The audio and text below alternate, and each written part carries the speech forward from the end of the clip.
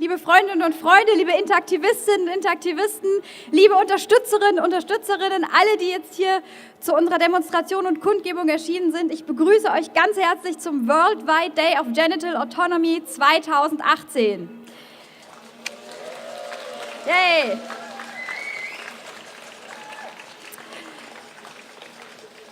Mein Name ist Gislinde Naui, ich vertrete heute die Frauenrechtsorganisation Terre de Femmes und heiße euch alle willkommen im Namen des gesamten Organisationsteams und aller Unterstützerinnen und Unterstützer. Und jetzt möchte ich auch diese Minute nutzen, mich bei der großartigen Technik hier zu bedanken. Ich würde nicht vor so einem Banner stehen, ich hätte nicht dieses wundervolle Mikrofon und wir hätten hinterher keine so tollen Videos im Internet, wenn es Christoph Papst und Stefan Schritt nicht gäbe. Einen Riesenapplaus für die zwei.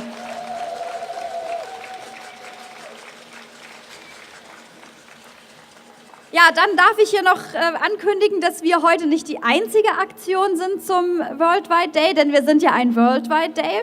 Ich habe gehört, es gibt heute auch eine Demonstration, eine Aktion in San Francisco. Und es gibt jetzt neuerdings auch in Israel einen neuen Tag, einen Bewusstseinstag für die Beschneidung in Israel, die also heute auch mit Informationsaktionen extra das auf diesen Tag gelegt haben, um eben auch vor Ort in Israel mit uns gemeinsam und am selben Tag eben zu informieren und weiter aufzuklären. Das finde ich ganz großartig.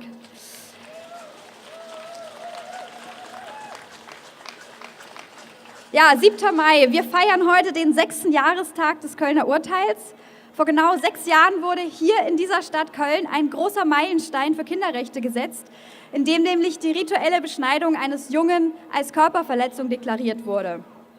Und dieses Urteil hat in Deutschland und in einigen anderen europäischen Ländern eine große Debatte losgetreten, die eigentlich schon längst überfällig war. Eine Debatte, wie es sie in den USA schon seit einigen Jahrzehnten gibt.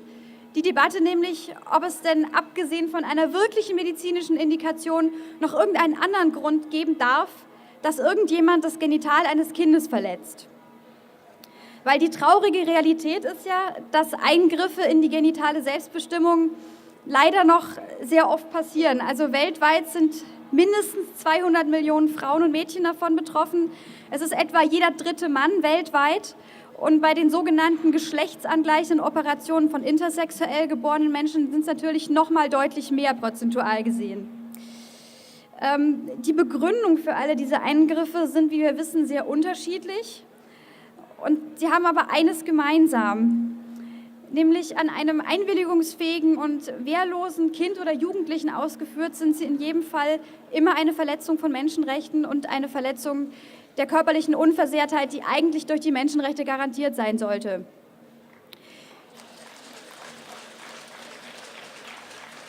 Unsere Bundesregierung in Deutschland hat sich dann leider 2012 dafür entschieden, solche Genitalverstümmelungen an Jungs zu legalisieren.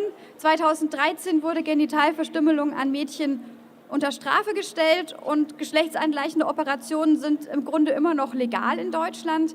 Und das bedeutet, dass hier die Gleichberechtigung der Geschlechter natürlich komplett unterlaufen wird, weshalb dieses gesamte gesetzliche Konstrukt eigentlich auf sehr wackeligen Füßen steht. Und deshalb werden leider auch immer wieder mehr Stimmen laut, die sagen, naja, dann sollten wir vielleicht so gewisse Praktiken vielleicht einfach an allen Kindern erlauben. Ja, das zeigt, wir haben also mit dieser Bewegung, die seit 2012 aktiv ist, noch sehr viel zu tun, auch in Deutschland und von anderen Gebieten der Erde gar nicht erst zu reden. Jetzt soll der 7. Mai aber natürlich kein Tag resignierter Seufzer sein, sondern es ist ja ein Feiertag für uns. Wir sehen uns jetzt hier alle gemeinsam über kulturelle, traditionelle, sprachliche, religiöse Geschlechtergrenzen hinweg, kommen wir jedes Jahr am 7. Mai hier wieder alle zusammen, um gemeinsam für dieses eine Ziel, Kinderrechte und Menschenrechte für alle einzustehen. Und ich finde, das ist eigentlich ein Tag sehr großer Freude. Und um jetzt nochmal wirklich zu demonstrieren, wie interkulturell und international diese Bewegung schon geworden ist, werde ich jetzt mal sämtliche Organisationen und Vereine nennen, die den heutigen Tag unterstützen. Es sind sogar einige wieder noch dazugekommen seit dem letzten Jahr. Wir haben viele neue dabei. Ich lese jetzt mal vor. Und zwar erstmal die alle schon auf dem Flyer stehen und danach die noch dazugekommen sind. Also, heute sind dabei die Aktion Regen, Verein für Entwicklungszusammenarbeit in Österreich. Attorneys for the Rights of the Child, USA. Australasian Institute for Genital Autonomy aus Australien, Bay Area Intactivists, USA, Beschneidungsforum.de, das Forum zum Thema Beschneidung aus Deutschland, der Berufsverband der Kinder- und Jugendärzte BVKJ Deutschland, die Bundesarbeitsgemeinschaft Säkulare Grüne in Deutschland, Canadian Foreskin Awareness Project Kanada, Children's Health and Human Rights Partnership Kanada, Deutsches Kinderbulletin, jedem Kind eine Chance, politische Kindermedizin in Deutschland, Doctors Opposing Circumcision, Physicians for Genital Integrity, Seattle, USA, Droit au Corps aus Frankreich, Facharbeitskreis Beschneidungsbetroffener Emojis e.V., eine Stimme für Betroffene aus Deutschland, Forum Männer in Theorie und Praxis der Geschlechterverhältnisse, Deutschland, Genital Autonomy Großbritannien, Genital Autonomy Amerika, Giordano Bruno Stiftung Deutschland, GSSG, Gemeinnützige Stiftung Sexualität und Gesundheit in Deutschland, Intakt, Internationale Aktion gegen die Beschneidung von Mädchen und Frauen e.V., Deutschland, IPKA, Internationaler Bund der konfessionslosen Atheisten, die Ibn Rushd Goethe-Moschee aus Deutschland zum ersten Mal dabei, Initiative gegen Gewalt und sexuellen Missbrauch an Kindern und Jugendlichen e.V., Intakt Afrika aus Afrika, Intakt Amerika, USA, Intakt Dänemark aus Dänemark, Intakt Kenia aus Kenia, Intakt Switzerland, Schweiz, Intaction aus den USA, Intaktiv e.V., eine Stimme für genitale Selbstbestimmung aus Deutschland, Jews Against Circumcision USA, Krahal Israel, Lesanne e.V. Deutschland, Männer gegen Männergewalt e.V., Men Do Complain Großbritannien, Mogis e.V., eine Stimme für Betroffene, Norm UK, 15 Square Großbritannien, Partei der Humanisten in Deutschland, Piratenpartei Deutschland, Pro Familia Nordrhein-Westfalen, Pro Kinderrechte Schweiz, Projekt 100% Mensch, Protect the Child aus Israel, Säkulare Flüchtlingshilfe e.V. Deutschland, Sexpo aus Finnland, Tabu International e.V. gegen Genitalverstümmelung für Frauen- und Kinderrechte, Terre de Femmes, Menschenrechte für die Frau e.V., The VMMC Experience Project Kenia und Uganda, Verband medizinischer Fachberufe e.V. Deutschland, Wadi e.V. Deutschland, Your Whole Baby USA und der Zentralrat der Ex-Muslime. Moment, es geht weiter. Noch kurzfristig dazugekommen. Ben Shalem aus Israel, Hennamond e.V. Mutrat Lebenshilfe aus Deutschland, Väter Aufbruch für Kinder, Kreisverein Köln, die Linksjugend Solid NRW und heute noch ganz neu die Lobby für Mädchen aus Köln. Herzlich willkommen.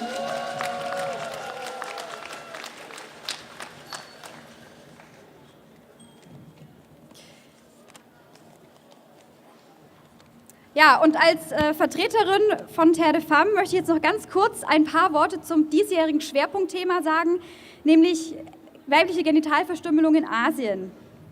Da legen wir dieses Jahr den Fokus drauf. Wir hatten noch gestern eine großartige Veranstaltung dazu. Ich werde jetzt wirklich nur ein paar Worte sagen. Also was nicht so weit bekannt ist, ist, dass es FGM auch in Asien sehr viel gibt, verschiedene Formen der Praktiken in sehr vielen Ländern, auch weit verbreitet. Und auf internationale Bemühungen, da auf eine Abschaffung hinzudrängen, wird jetzt mit dem Phänomen der sogenannten Medikalisierung reagiert. Das bedeutet, dass diese Eingriffe dann im Krankenhaus von medizinischem Fachpersonal, teils unter Narkose, eben mit sterilen Instrumenten stattfinden. Da ist Indonesien zum Beispiel ein ganz anschauliches Beispiel. Da gibt es dann sogenannte Geburtspakete. Da kann man dann als Eltern, wenn das Kind geboren wurde, also gleich Impfung, Ohrenpiecing und dann eben noch die FGM mitkaufen. Ja, und im ersten Moment stellt man fest, na, das hat dann tatsächlich weniger Komplikationen, ist ja steril, führt aber dann leider dazu, dass es natürlich verharmlost wird. Das heißt, es wird im Krankenhaus gemacht, dann ist das nicht mehr so schlimm, denkt man. Und das führt dazu, dass sich dieses Selbstverständnis von FGM einfach vollkommen in das gesellschaftliche Bewusstsein eingräbt. Und wie wir gestern auch gelernt haben, die Zahlen der FGM sogar ansteigen, weil es ist ja jetzt sicher, es ist ja nichts Gefährliches mehr. Man kann ja sein Mädchen ruhig bei der Geburt dieser OP unterziehen. Wir hören gleich von der Expertin noch mehr dazu.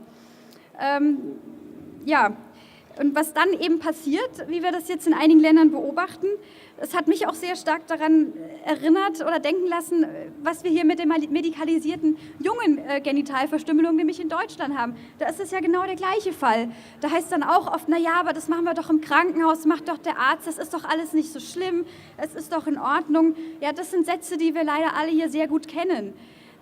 Und gerade unser Verein Terre de Femmes hat sich jetzt da auch wieder ganz, ich will nicht sagen neu, aber nochmal mit sehr viel Nachdruck positioniert mit einem neuen Positionspapier zur jungen Beschneidung. Man kann es auf der Website auch in voller Länge abrufen für Interessierte.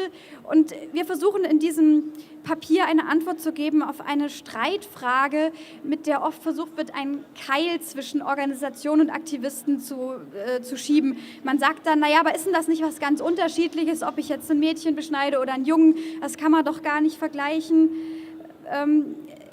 Da haben wir als Terre de Femmes jetzt eine Antwort darauf und wir sagen, ja, man kann das überhaupt nicht vergleichen. Es ist nämlich jede einzelne Genitalverstümmelung individuell jedes Mal wieder für sich stehen. Das wird jedes Mal ein anderer Mensch verletzt, das passiert jedes Mal wieder etwas anderes.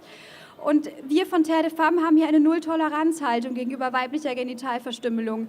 Es kommt nicht darauf an, ob ein Arzt vorher betäubt hat, ob ich viel wegschneide oder wenig. Das ist überhaupt nicht der Punkt. FGM muss auf der ganzen Welt in jeder Form abgeschafft werden. Und genauso sehen wir das bei Terre de Femmes eben auch bei der Genitalverstümmelung von Jungs und bei diesen Eingriffen an intersexuellen Kindern. Und deswegen haben wir, ich zitiere es jetzt aus unserem Positionspapier, mal ein paar Gemeinsamkeiten aller dieser Operationen zusammengestellt. Achtung, das ist jetzt die Antwort auf die Vergleichbarkeit. Also Gemeinsamkeiten von allen medizinisch nicht indizierten Verletzungen der Genitalien von Mädchen, Jungen und intersexuell geborenen Kindern nennt Terre de Femmes: Verletzung der Menschenrechte, Verletzung der Kinderrechte, Träger patriarchaler Strukturen, irreversible Veränderung des Körpers, Veränderung des sexuellen Empfindens, Verursachung von körperlichem und seelischem Schmerz, gesundheitliches Risiko und Eingriff in das Recht auf Selbstbestimmung. Und ich möchte jetzt schließen mit einem kurzen Zitat noch aus unserem Positionspapier. Terre de Femmes geht davon aus, dass Kinderschutz nur erreicht werden kann, wenn er für alle Kinder gilt.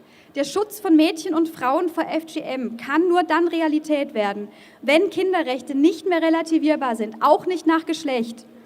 Der Kampf um das Recht auf körperliche, genitale und sexuelle Selbstbestimmung aller Menschen ist eine gesamtgesellschaftliche Aufgabe, die wir nur alle gemeinsam bewältigen können. Nur wenn wir alle betroffenen Gruppen einbeziehen, lässt sich unser Ziel verwirklichen, eines Tages allen Menschen ein gleichberechtigtes, selbstbestimmtes Leben zu ermöglichen. So, und alle anderen weiteren Themenfelder überlasse ich jetzt meinen Folgerednerinnen und Rednern. Vielen Dank.